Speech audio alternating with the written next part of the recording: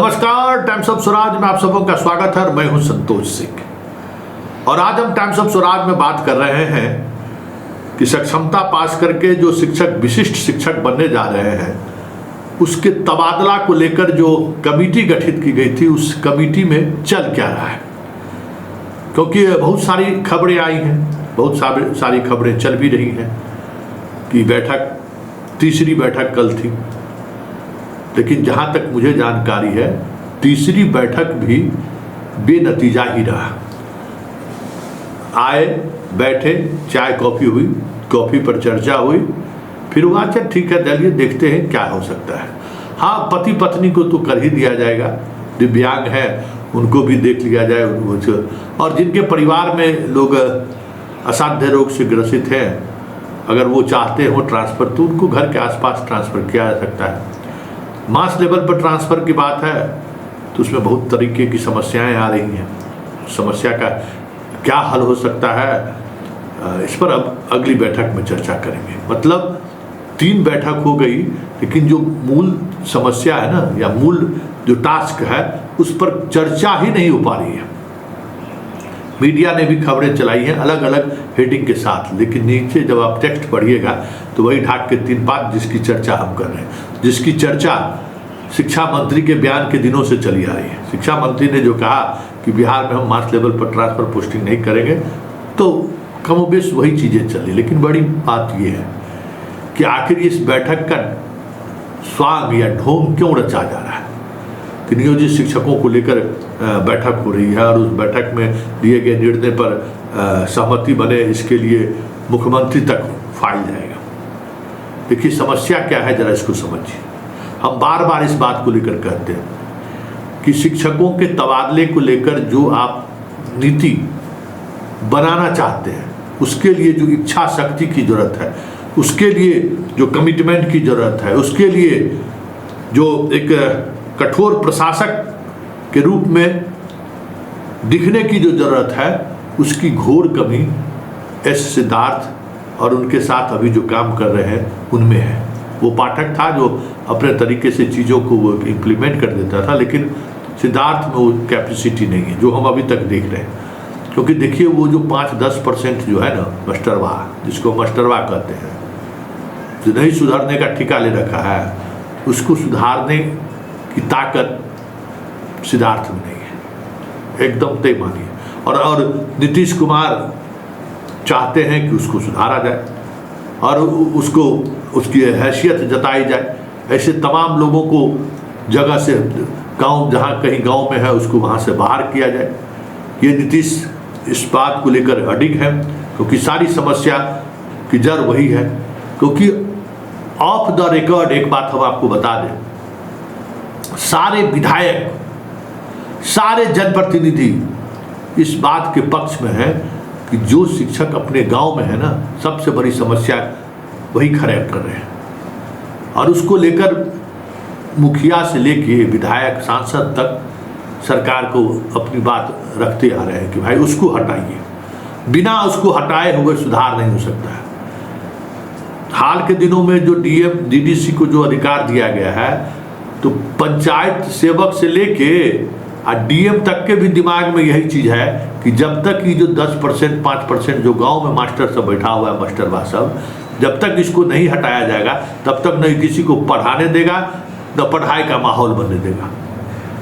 लेकिन पर्दे के पीछे में जो कोई बोल ले, किसी विधायक, किसी सांसद और किसी मुखिया की हैसियत नहीं है कि ये मीडिया में आकर बयान देने, क्योंकि वह सब प्रभावशाली तत्व है। किसी न किसी तरीके से नौकरी में बना हुआ है, डिग्री फर्जी क्यों नहीं हो, आंख में धूल झोंक कर सिस्टम जैसे काम करता है वैसे सिस्टम में वो काम कर रहा है। क्योंकि देखिए बिहार में जो स्थिति है, या बिहार देश ही में ही कर सकता, अब तो यूपीएससी में हो रहा है तो छोटका मोटका मास्टर उस्टर को कौन पूछता है। देखिए जो प्रभावशाली लोग हैं ना, वो कोई भी व्यवस्था है वो अपना स्पेस बना लेता है। क्योंकि सब लोग जो आते हैं बाहर से, अधिकारी आते, चाहते हैं कि हम अपना टेन्योर पूरा कर दें। उसमें ऐसे जो 5-10% जो शिक्षक हैं मददगार साबित होते हैं, हल्ला हंगामा नहीं होने देंगे और आसानी से जो कट चाहिए, पैसे चाहिए, वो भी इनके माध्यम से पहुंच जाएगा।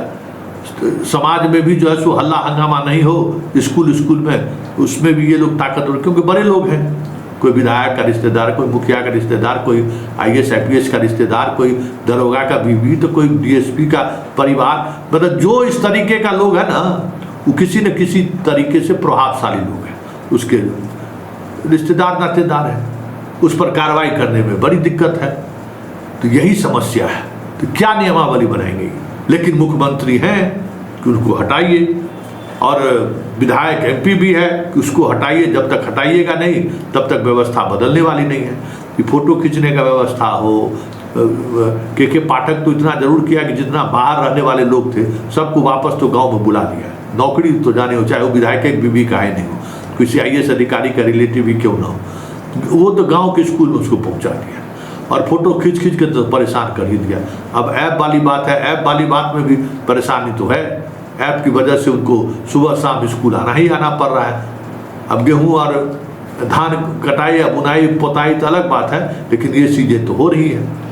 तो लेकिन फिर भी ऐसे लोगों को कैसे हटाए, इसके लिए जो एक साहस बल होना चाहिए, मतलब निर्णय लेने की जो क्षमता होनी चाहिए ना, वो क्षमता अभी भी सिद्धार्थ उस मजबूती से नहीं दिखा पा रहे। अरे कमेटी क्या है, कमेटी कौन होता है, कि इस कमेटी का क्या मतलब है?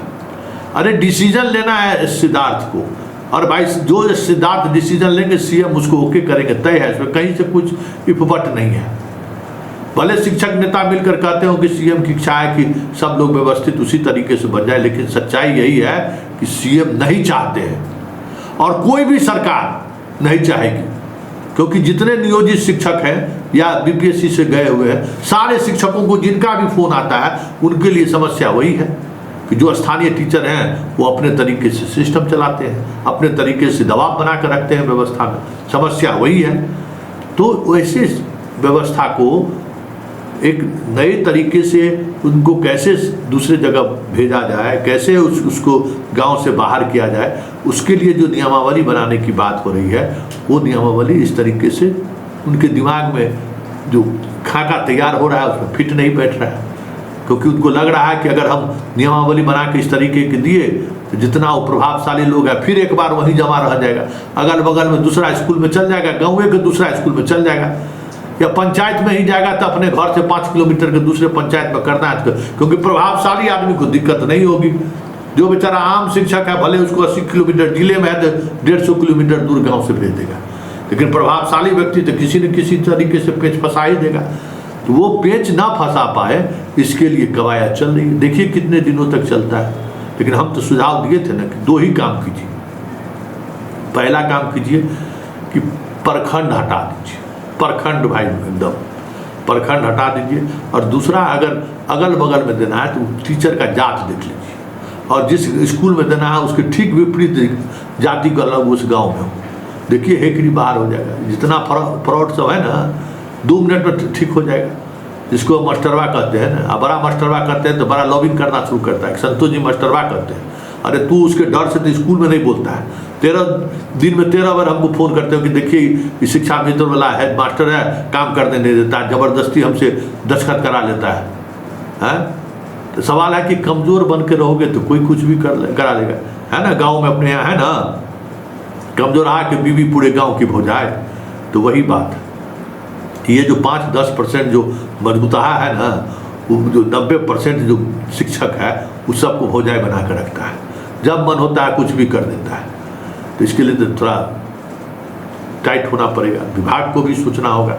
और कुछ नहीं है, निर्णय ले लीजिए, बात खत्म है।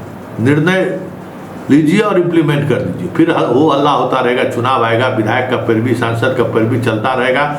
लेकिन एक नियमावली तो बना ही लीजिए कि कोई भी शिक्षक, चाहे वो महिला हो या पुरुष हो, अपने घर पर नहीं रहेंगे, ये बना लीजिए। देखिए ना, समस्या का समाधान हो जाएगा। पंचायत बाहर कर दीजिए, समस्या का समाधान हो जाएगा।